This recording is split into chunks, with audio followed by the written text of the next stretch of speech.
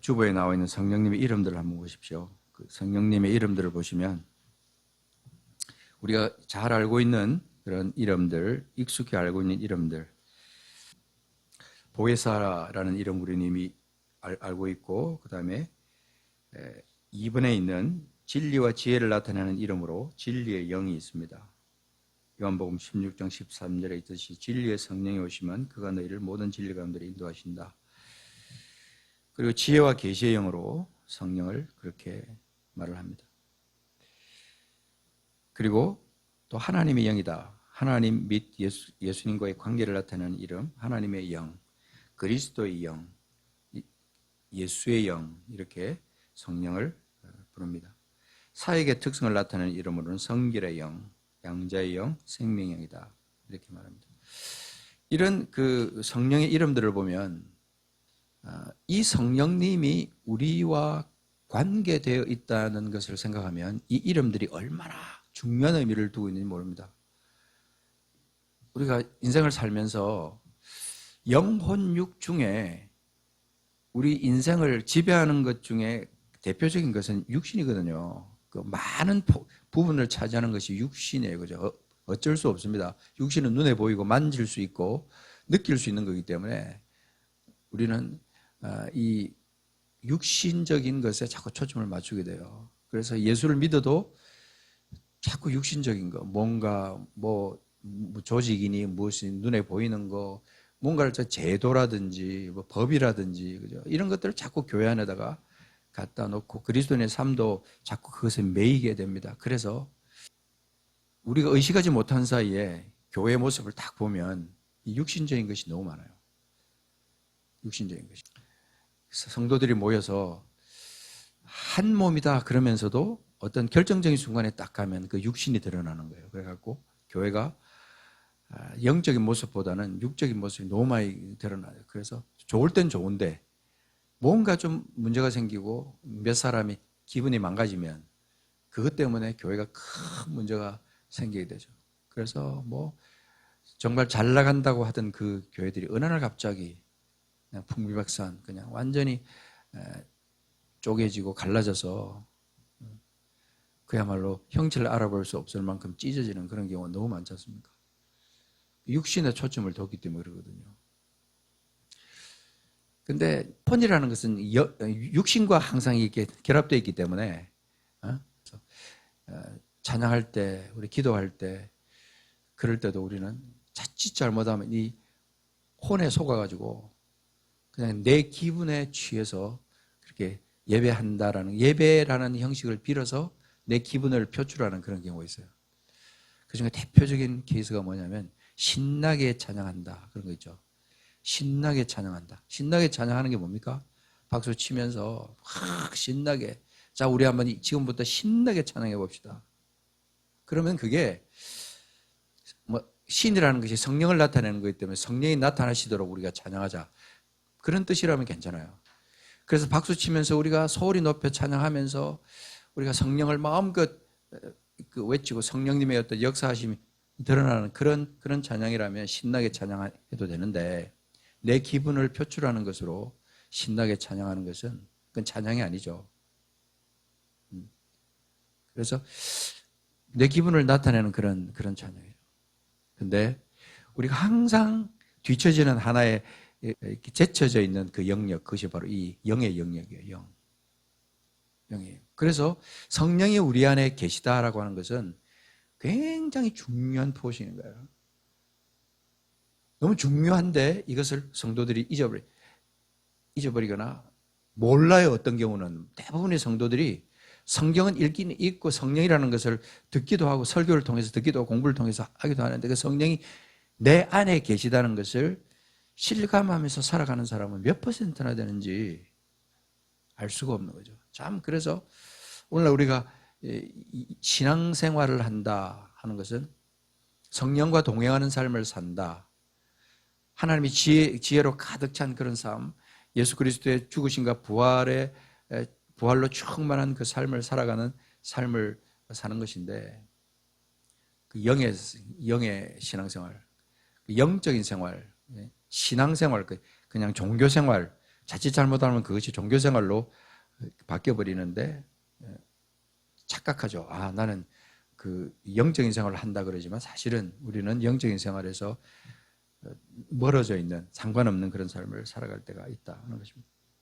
그래서 그 주보에 나온 대로 성령님의 9가지 열매, 여기 갈라디아서 5장 22절 23절에 나오는 이 말씀은요, 이 성령으로 충만한 삶을 우리가 살게 되면 자연적으로 맺히는 삶이에요. 근데 그 3가지 영역이 있다고 그래서 거기 하나님과의 관계, 사랑, 희락, 화평, 이거는 하나님과의 관계 속에서 이루어지는 열매예요.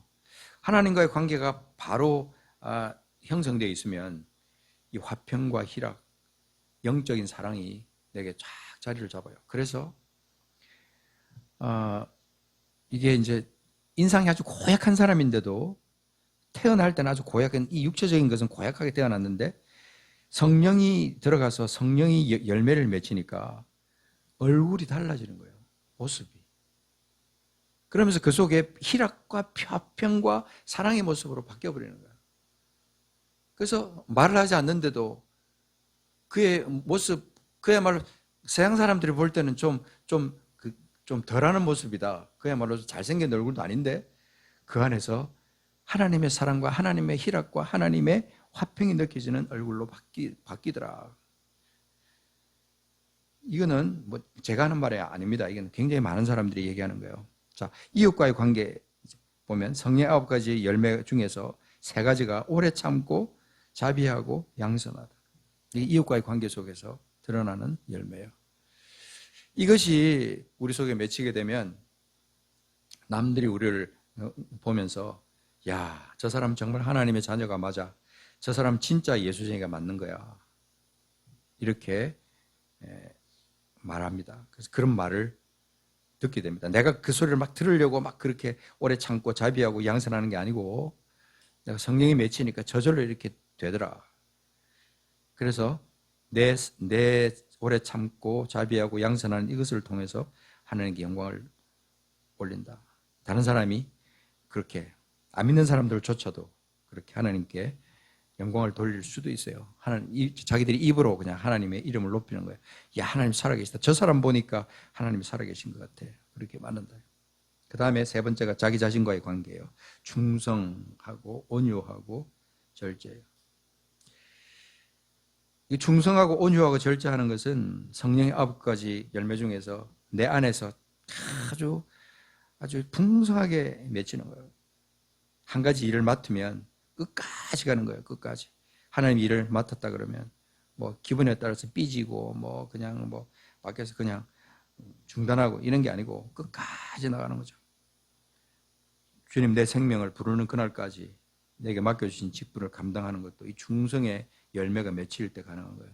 온유하고 절제하는 거예요. 내 삶의 모습이 온유하고 절제하는 모습이 맺히는 거예요. 시간 사용과 돈의 사용과 모든 내 말과 행동에서 정말 절제할 수 있는 것이 성령의 열매 가운데 있는 것이다.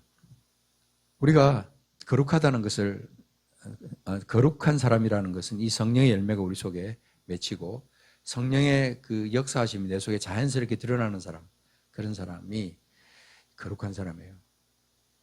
뭐 거룩한 행동을 해서 그런 게 아니고 거룩한 말을 해서 그런 게 아니고 그 사람의 본질이 하나님을 닮은 모습으로 성령의 역사하심을 그대로 나타내는 모습으로 그렇게 나타나는 거죠. 우리가 하나님 나라를 우리가 산다고 할 때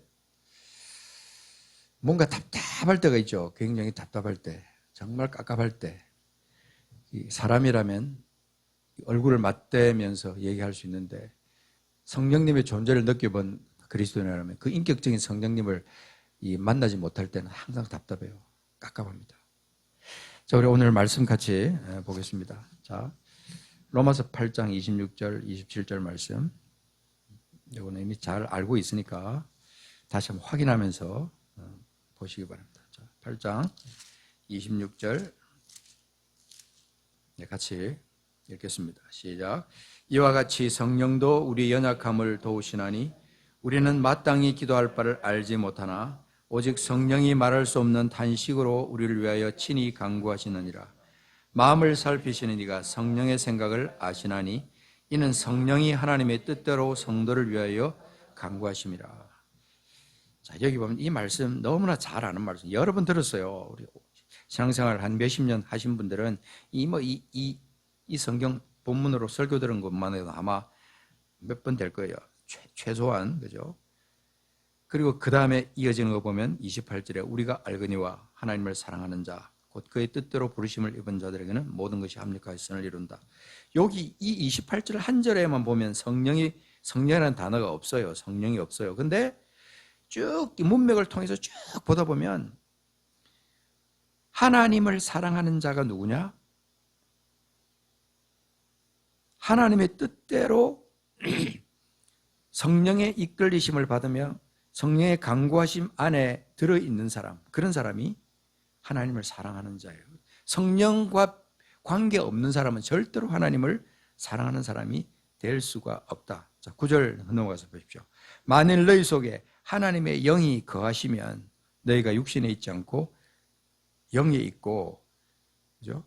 11절에 보면 예수를 죽은 자 가운데서 살리시니 영이 너희 안에 거하시면 그리스도 예수를 죽은 자 가운데서 살리시니가 너희 안에 거하시는 그 영으로 말미암아 너희 죽을 몸도 살리신다. 그 성령이, 하나님의 영이 우리 속에 있다는 것은 죽은 상태에서 살아난 상태로 바뀐 사람, 그런 사람인 거예요. 그래서 우리가 성령이 우리 속에 있다고 하는 것은 이건 지식을 반드시 뛰어넘는 겁니다. 지금 계속해서 반복해서 성령에 대한 말씀을, 성령님에 관한 말씀을 하는데 지금 이 시간에도 성령께서 우리에게 영으로 역사하신다는 사실이 확실한 겁니다. 제가 지금 말씀을 전하는 이 순간, 여러분들이 지금 함께 이 말씀을 같이 묵상하고 생각하는 이 순간 성령이 이 시간에 임재하신다는 사실을 믿으십니까? 이게 굉장히 중요한 사실이에요. 심지어는요, 뭐 방송을 듣든지 예를 들어서 뭐 유튜브로 말씀을 듣든지 하더라도 그냥 지식적으로 말씀을 그냥 이렇게 듣는다, 시간 때우면서 말씀을 듣는다, 어쨌든 간에 그 말씀을 듣는다고 할 때 그 말씀이 영으로, 혼을 통해서 내 영으로 이렇게 전달될 때 그것이 성령의 역사와 함께 깨달음으로 이어지는 거예요. 그렇지 않고 우리가 그냥 흘러듣는 말씀으로 한 귀로 듣고 한 귀로 흘려버린다든지 지식적인 것을 채우는 하나의 그냥 그 욕구 만족의, 욕구 충족의 수단으로 성경을 읽고 말씀을 듣는다면, 시간 때우기 위해서 말씀을 듣는다면 그것은 성령과 상관없는 액션인 거죠. 이런 말씀을 볼 때 마음을 살피시는 이가 성령의 생각을 아신다. 우리의 연약함을 도우신다. 이런 것들이 여러분들이 실제로 내 삶의 영적인 신앙생활의 기본이 되어야 되는 거예요. 우리의 연약함을 도우시는 성령이 나와 함께 계시다고 하면 나는 어떤 상태가 되냐면요, 성령으로 충만한 상태가 되는 거예요. 성령이. 그래서 성령이 오순절날 성령이 임하실 때, 그죠? 제자들이 한 자리에 모여가고 간절히 기도하고 있을 때 성령이 임하셨는데, 그때 그 순간에 제자들이 성령이 임자해서 그들이 성령의 충만함을 받았다고 했을 때 그들이 일시적으로 그때 방언으로 말하고 그때 나가서 복음을 전하는 것으로 끝입니까? 아니지 않습니까? 그 시간 이후부터 그 사람들은 남은 생애 동안 계속 성령의 인도하심을 받으면서 살았다 이 말입니다.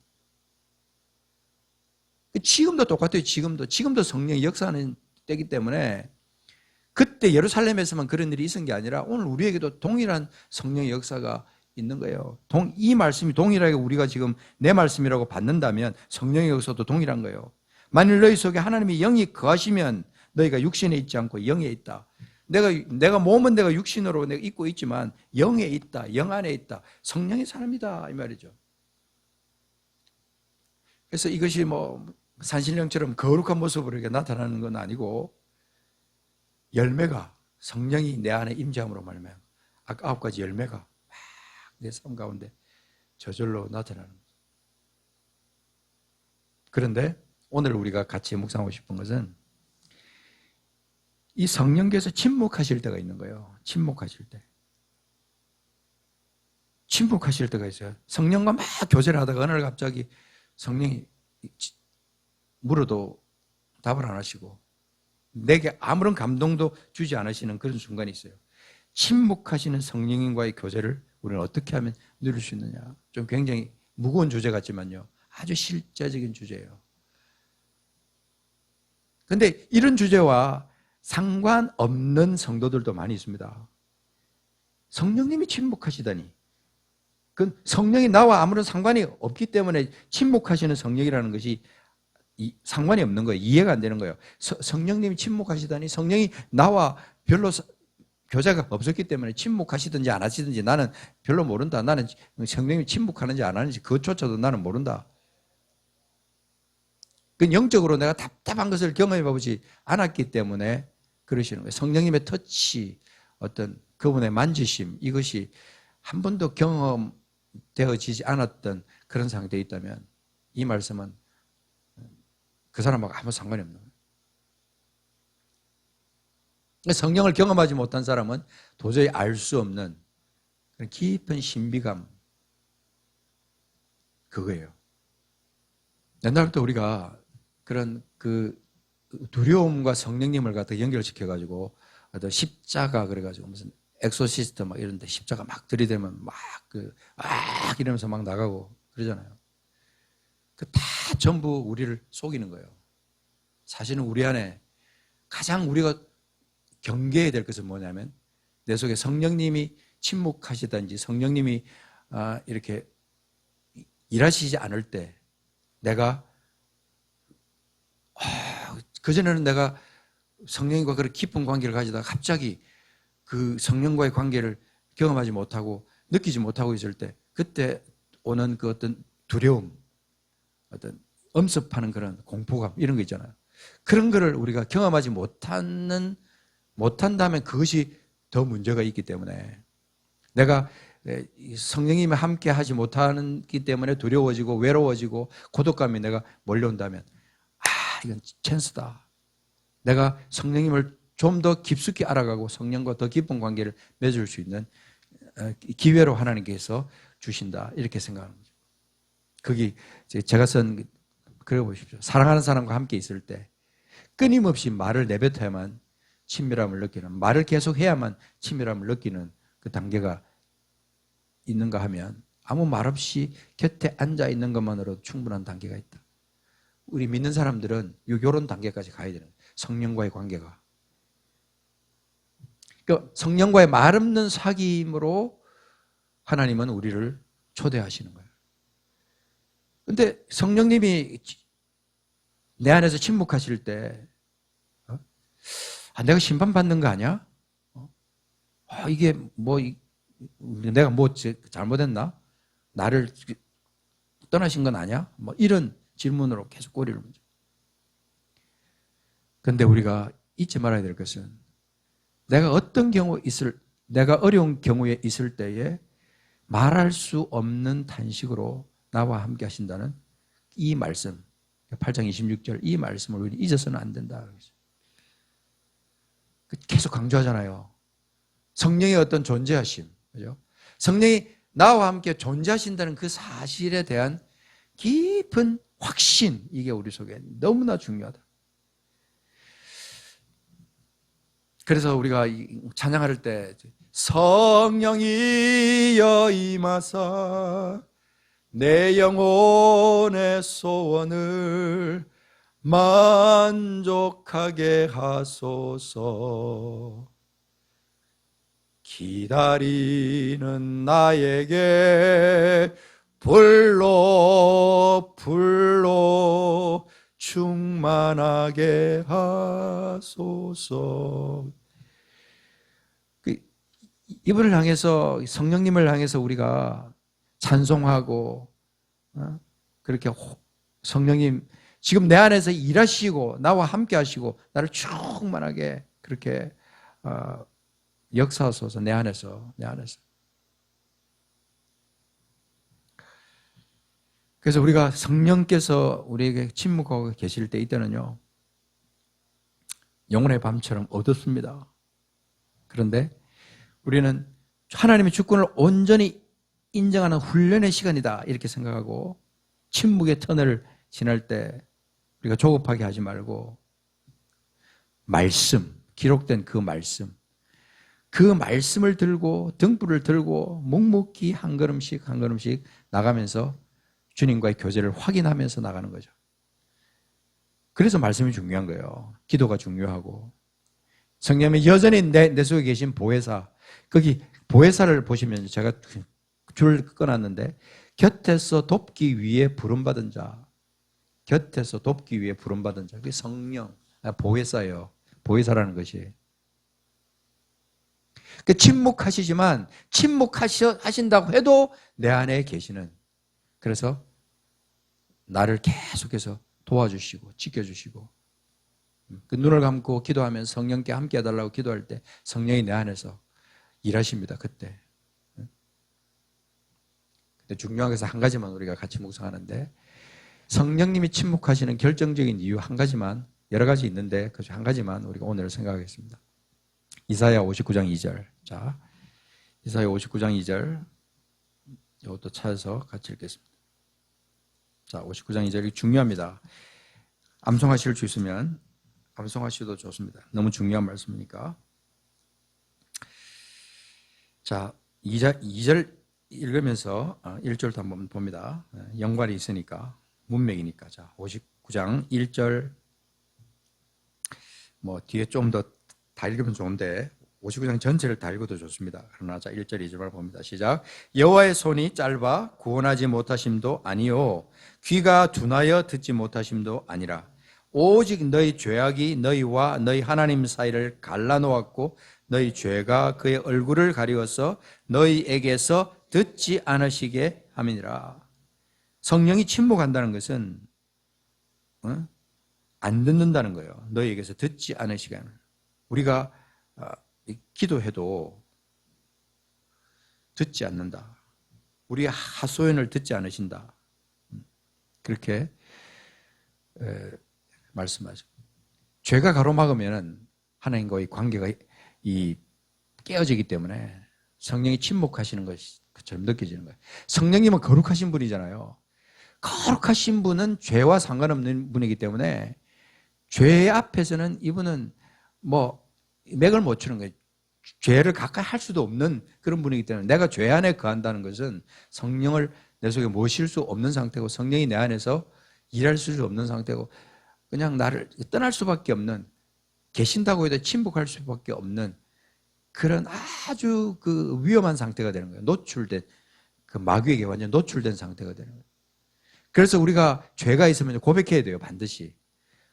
우리가 고백하면 저는 미쁘시고 의로사 우리 모든 죄를 다 사하신다. 근데 고백하지 않은 죄가 있을 때, 그 죄를 품고 있을 때 하나님과의 관계, 성령과의 관계가 단절된 것처럼 느낄 수가 있습니다만은 성령은 항상 내 안에서 강구하고 계신다.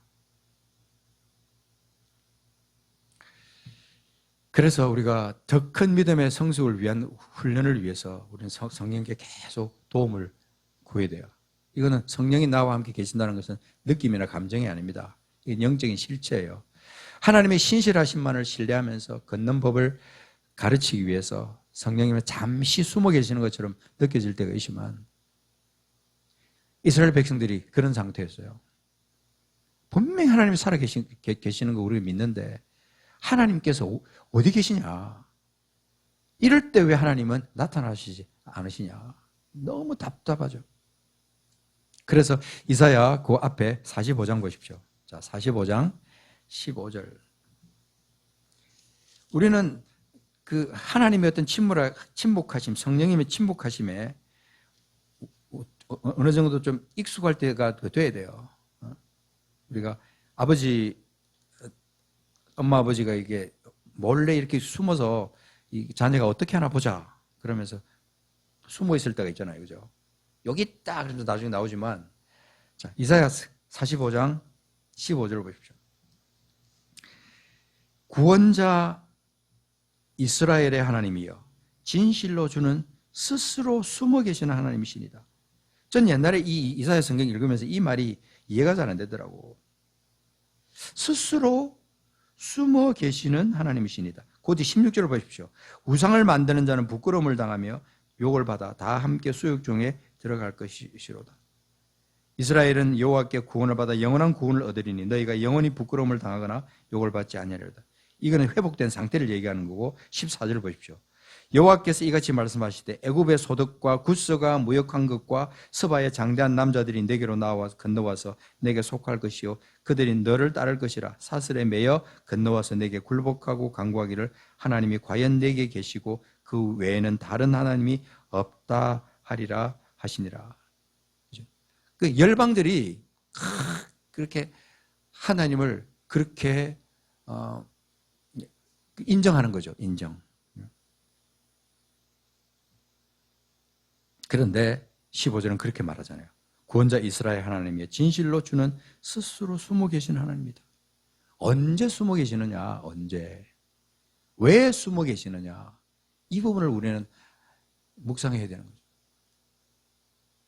배역하고 반역하고 하나님께 영광 돌리는 삶을 살지 못하는 그런 상태가 될 때 하나님은 숨어 계시는 하나님으로 묘사를 한다.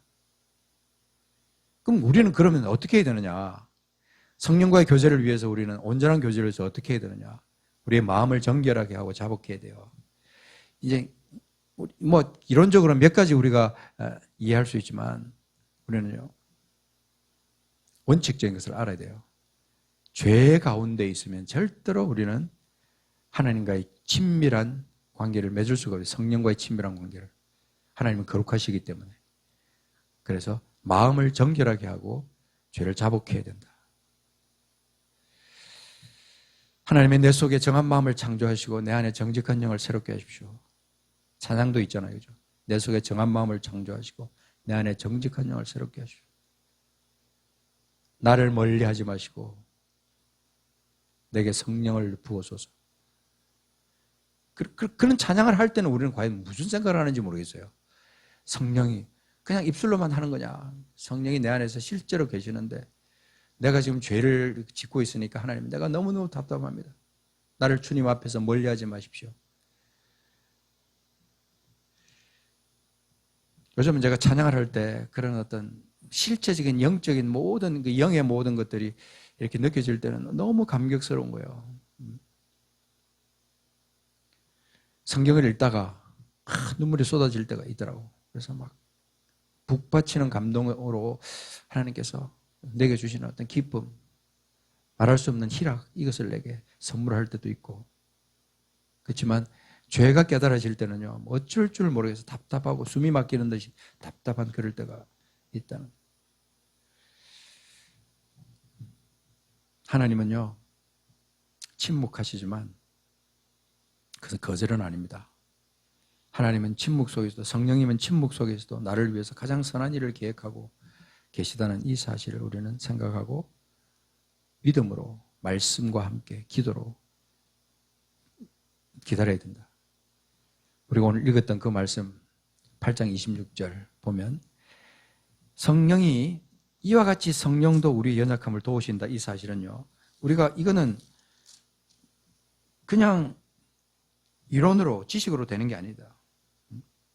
성령도 우리의 연약함을 도우시나니 우리는 마땅히 기도할 바를 알지 못하나.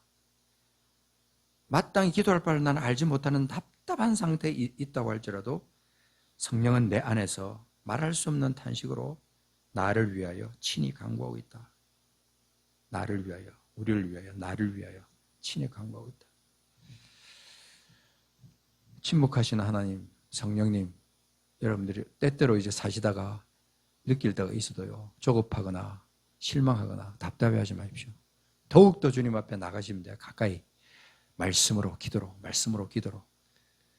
답답할 때는요, 그냥 딴 거 뭐 이 방법 저 방법 뭐 찾으려고 하지 말고 어떤 때는 유튜브에서 막 찾으려고 뭐 이렇게 하지 말고 그냥 말씀 딱 펼쳐놓고 말씀 자체에서 그냥 말씀 읽으면서 읊조리면서 기도하고 찬양하고, 그러면서 성령님 내 안에서 말씀하시는 것을 듣는 그런 훈련이 우리 속에 되어야 된다. 그럴 때 성령께서 우리와 더 긴밀하게 역사하시면서 내 삶 가운데는 열매를 맺으실 것을 믿습니다. 30절, 8장 30절 읽고 마치겠습니다. 미리 정하신 그들을 또한 부르시고 부르신 그들을 또한 의롭다 하시고 의롭다 하신 그들을 또한 영화롭게 하시느니라. 다 성령의 역사예요. 우리 안에서. 우리를 영화롭게 하시는 것이 하나님의 뜻이에요. 마지막 데스티네이션, 골이에요. 골. 성령은 나를 영화롭게 하기를 원하시는 거예요. 답답한 과정 다 지나고 매일 삶에서 충만한 삶으로 하나님께 영광 돌리는 그런 삶, 영화로운 상태가 되는 것을 원하는 거예요. 내가 죽기 전에 영원한 상태가 되지 못할 수도 있고 죽기 직전까지 그냥 긴장되고 살다가 죽는 날 하나님이 나를 영화로운 상태로 바꾸셔서 영원한 천국으로 이끌어 가실 수도 있어요. 조금 더 우리가 주님께 더 가까이 가기 위해서는요, 좀 더 성령을 더 깊이 생각하고 성령이 침묵하실 때도 실망하지 말고 더 깊은 신뢰, 성령을 더 깊이 신뢰하고 그렇게 나아가는 거예요. 그럴 때 우리는 반드시 주님께 영광 돌리는 삶, 하루하루가 너무 소중한 날들이 될 거예요. 이제 2026년 2달이 지나갔어요. 벌써 2달이 지나갔습니다. 새날이 시작됐는데요. 또 어느 날 갑자기 또 3월 31일이 와요. 금방 순식간에. 한 달은 이제 우리가 성공하자고, 실패하지 말고 한 달 동안 성령과 동행하면서 영의 사람으로 한번 성공을 해보자고요. 그럴 때 우리는 정말 성공했다 그렇게 말할 수 있고, 또 우리가 다시 일주일 뒤에 다시 만날 때는 한 주간 동안 성공한 것을 가지고 하나님께 마음껏 영광 돌리고 간증하고 하나님께 영광 돌리는 그런 시간이 되면 좋겠습니다. 성령이 어떤 분인지 우리는 조금씩 확실하게 알아가고 있습니다. 지식으로 끝나지 않게 하시고 그것이 내 안에서 확정이 되고, 하나님의 영이 없으면 내 속에 예수도 없고 성령님도 안 계시고 나는 아무것도 아니고 그냥 그저 육신대로 살다가 그냥 그저 육신의 소욕대로 살다가 그냥 한평생 끝나고 마는 그런 존재일 수밖에 없는데, 하나님, 우리는 그렇게 되지 않기를 원합니다. 우리 성도님들 한 사람도 그런 사람 없게 하시고, 말씀을 우리가 들을 때 그 말씀이 성령 안에서 새롭게 되게 하시고, 우리가 먼저 아버지 하나님이여, 우리가 적은 무리가 먼저 하나님 앞에 확실하게 각자가 성령의 사람이 될 때, 영의 사람이 될 때, 영적인 사람이 아니라 영의 사람이 될 때 우리가 성령과 교통하고 성령이 내 안에서 일하시고 역사하시고 때로는 침묵하시지만 내 안에서 구원을 완성시켜 나가시고 내 안에서 거룩한 소원을 두고 간구하시고 탄식하시는 성령님을 우리가 확인하고 느끼고 감사하고 교제하며 나아가는 우리가 되게 하여 주시옵소서. 주님, 한 분 한 분 주의 이름으로 축복합니다. 주님, 성령의 9가지 열매를 주렁주렁 맺혀서 주께 영광 돌리는 삶 살게 하시고 이웃들을 그리스도 앞으로 이끌어드리는 그런 하나님의 사람들이 되게 하여 주시옵소서. 찬양합니다. 인격이신 성령이여, 우리 안에 임하셔서 우리와 동행하시고 우리 안에서 탄식하시며 우리에게 충만하게 일하기를 원하시는 우리 집 성령님을 인격으로 만나게 하시고 동행하게 하시고 호흡하게 하시고 성령과 함께 살아가는 우리 삶이 되게 역사하소서. 성령이 이 시간 종교형을 완전히 물리치게 하소서. 종교형에서 자유롭게 하소서. 아버지, 진리의 성령께서 우리 안에 오셔서 하나님의 영으로, 그리스도의 영으로, 예수의 영으로 우리 안에 오셔서 우리를 회복하시고 보혜사로 함께 계시는 우리 집 성령님, 주님을 사랑하며 주님을 찬양합니다. 매일 매 순간 아버지 악한 세상 가운데서 아버지 죄악 속에 물들어 살지 않게 하시고 죄를 지었을 때 입술로 마음으로 생각으로 죄를 지었을 때 아버지 즉시 자복하고 주님 앞에 나가 주님의 평안, 주님의 회복의 역사를 경험할 수 있도록 인도하시는 주님을 찬양합니다. 우리가 아버지 우리 생애 전체를 주님 앞에 드리게 하소서. 시간을 드리게 하시고 물질을 드리게 하시고 우리의 재능을 드리게 하시고 우리가 가지고 있는 모든 것을 하나님 나라의 영광을 위해서 이웃을 위해서 드리는 삶 살도록 역사하소서. 성령께서 침묵하실 때 우리가 기다리며 인내하고 기다리며 또 우리가 무엇이 잘못되었는지를 돌아보며 주님 앞에 회개하고 정결한 마음을 가지고 주께 나아갈 때 다시 성령과의 관계를 회복하며 그렇게 매일매일 기쁨으로 매일매일 새롭게 기쁨으로 더 가까이 주님과 더 깊이 알아가는 우리가 되게 하소서.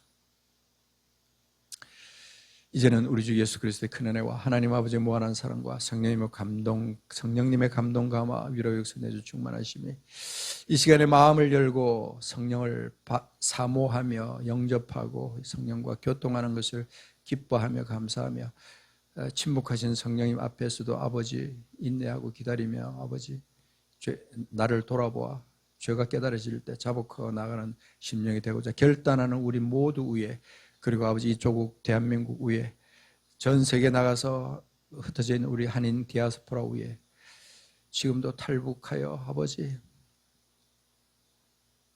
전 세계를 유리하고 있는 탈북민들 위해 지하에 숨어 주님을 섬기는 사랑하는 성도들 위해 이제부터 영원토록 함께 있을지어다. 아멘.